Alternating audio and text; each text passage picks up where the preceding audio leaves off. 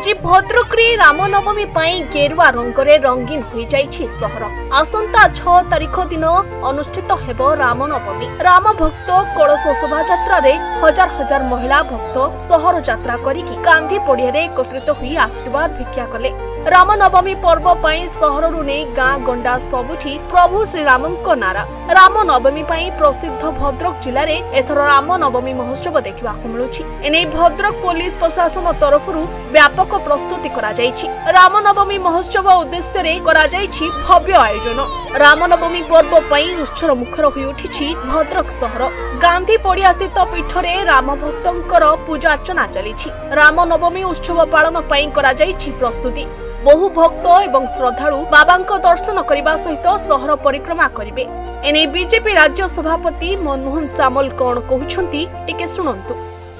श्रीराम महायज्ञ समितिर गणदौड़ पर गोपूजन साधु संत पूजन पर ये हूँ यज्ञ आरंभ आज हम एवं ये यज्ञर आज्ञामाला आसी सारी अयोध्या आसी सारी विरजा को आसी सारी एवं आम माँ भद्रकाली आसी सारी बाबा आखंड आसी सारी।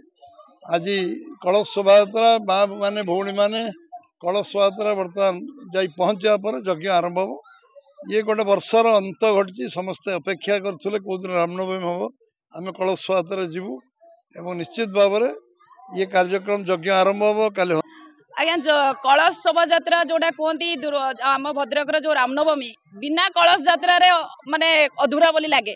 तो आज आमर जो कलश यात्रा होची भौणी माने जो कलश यात्रा नहीं आसछन आमे भाबिलु भद्रक भितर सब आसछन कि भद्रक बाहर भी आपनकर बहु जिल्लारू भौणी माने आसीछन सामिल होइछन। आमे सह सह रे आशा करथुले तो हजार हजार रे माने चलीछि।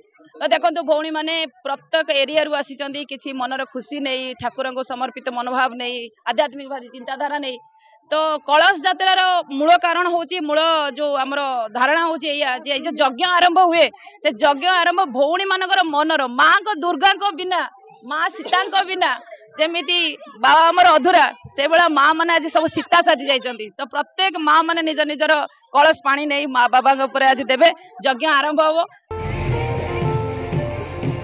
भद्रक अब्दुल फिरोज खान को रिपोर्ट न्यूज 95 ओडिया। देश विदेश कोण अनुकोण टेक्निक खबर देखंतु आम सह यूट्यूब फेसबुक और इंस्टाग्राम रे आमको देखंतु लाइक शेयर और सब्सक्राइब करने को आद्यम भूलंतु।